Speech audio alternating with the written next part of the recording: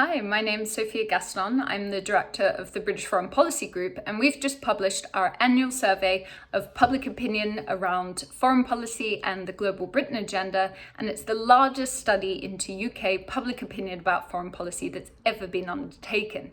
I know you're all very busy, so I just wanted to let you know a couple of the key findings. The first is that the midpoint of the nation favours a pretty internationalist, open and connected foreign policy, with the UK leading on various areas such as climate change and working closely with our allies and partners, and including through multilateral institutions.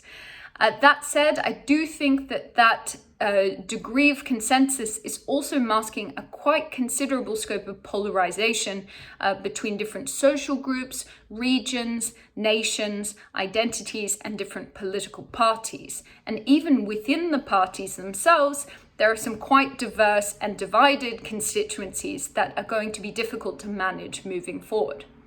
I think the second point to note is that the Conservative Party is going through a fundamental restructure on foreign policy.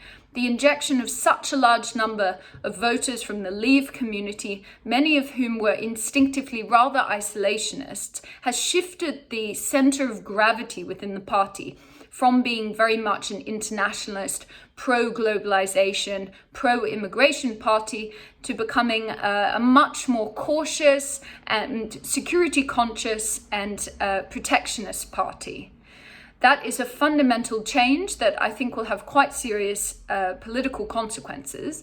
That said, I do think that you can see a pathway through better merging the Global Britain Agenda and the Levelling Up agenda in a more cohesive project that will help citizens have the degree of security that they need to be more supportive of an open foreign policy agenda.